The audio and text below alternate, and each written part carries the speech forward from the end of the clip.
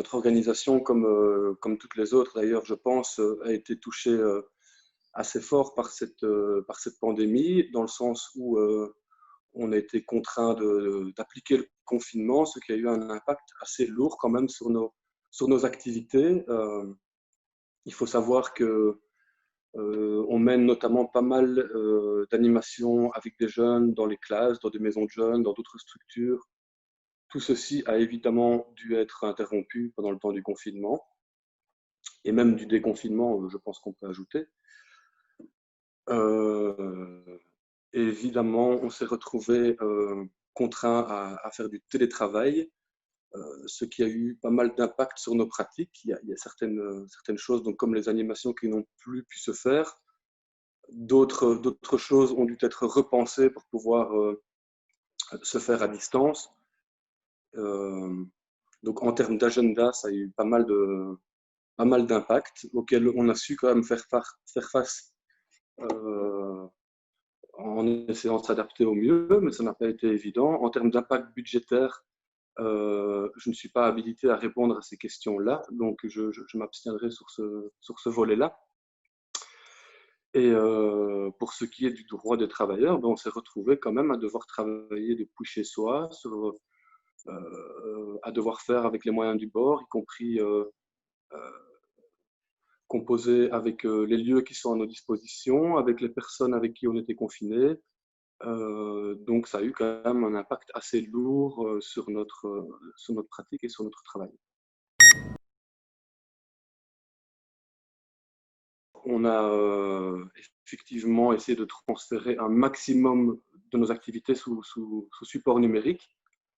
Donc tout ce qui est réunion s'est déroulé un peu comme on est en train de le faire à travers des plateformes de visioconférence. Au niveau des activités avec des jeunes, on a mis en place de nouvelles activités, telles que par exemple des ateliers d'écriture en ligne. On a aussi essayé de créer des supports pédagogiques interactifs en ligne à travers des webdocs, à travers toute une série d'outils technologiques qu'on avait déjà commencé à utiliser, mais ça a créé une accélération en termes de prise en main de ces outils-là. On a aussi très nettement augmenté notre utilisation des réseaux sociaux. Il faut savoir qu'on ne les utilisait pas beaucoup. Avant, on passait beaucoup par notre site web, mais là, donc on a commencé à communiquer énormément à travers une page Facebook pour essayer de trouver d'autres canaux par lesquels atteindre donc, les jeunes publics. Il faut savoir que nous, en tant que fédération, on a deux publics, à savoir un public de professionnels, mais aussi un public de jeunes. Donc, pour tout ce qui est public de professionnels, donc les partenaires et autres, la visioconférence est une possibilité qui fonctionne. Mais par contre, pour atteindre les jeunes, on a vraiment dû se tourner vers les réseaux sociaux, chose qui est assez nouveau pour nous. On a aussi mis en place, donc je vous parlais des ateliers d'écriture qui ont vraiment poursuivi l'objectif de maintenir un contact avec des groupes de jeunes et de leur donner aussi la possibilité de s'exprimer par rapport à la situation qu'ils traversaient. On a également aussi pas mal travaillé notamment avec une sociologue de Saint-Louis, un dispositif à travers lequel on a essayé d'interviewer un maximum de jeunes pour qu'ils puissent faire remonter leur vécu et leurs observations, les problèmes et les difficultés auxquelles ils ont été confrontés pendant ce confinement-là. Donc, nous, en tant qu'organisation de jeunesse, on a vraiment essayé aussi d'apporter notre contribution en termes de traces et de mémoire de ce qui était vécu par les jeunes dans cette période particulière, de façon à ce que le politique et la société civile de façon générale, les associations, puissent s'en saisir et puissent faire quelque chose de ça une fois qu'on sera sorti de cette crise et qu'il sera l'heure de prendre des mesures et de réfléchir dans quelle direction on évolue.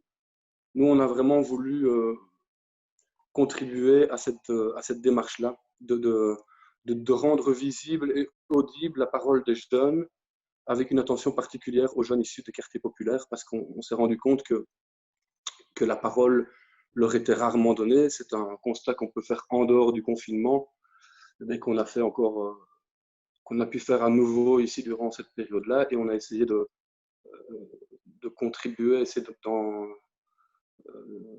de réduire cette espèce de difficulté d'accès à la parole et à la participation.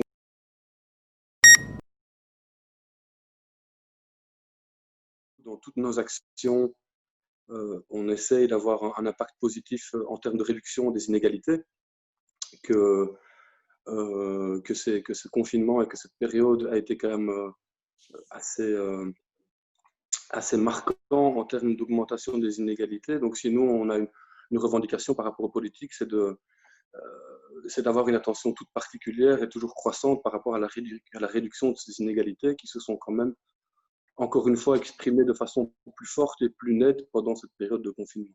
J'aurais envie d'ajouter à ça que du fait qu'on a pu observer que les inégalités étaient très marquantes et que notre rôle est quelque part d'essayer de contrer un peu ces inégalités-là, on espère clairement que les mois à venir ne seront pas synonymes de catastrophe sociale en termes de réduction des budgets et en termes d'impact sur l'emploi, notamment au niveau de notre secteur. C'est vraiment ce qu'on peut souhaiter et revendiquer pour notre part. On a pu voir sans tomber dans la critique facile que quand même le modèle économique actuel était très dommageable au niveau des soins de santé, au niveau de tous les services publics de façon générale.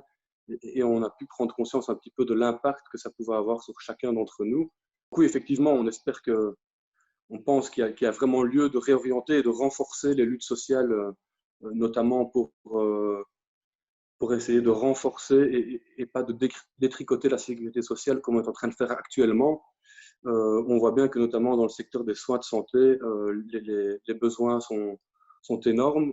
On a été capable de le reconnaître pendant cette période très spécifique qui a été la période de la pandémie. On espère vraiment que la mobilisation sera grande et que de la part du politique, il y aura une mémoire par rapport à ce qui a pu être constaté pendant cette période de crise et qu'au sortir de la crise, on saura en tirer les conclusions nécessaires et que les acteurs de la société civile seront mobilisés aussi pour agir dans ce sens-là.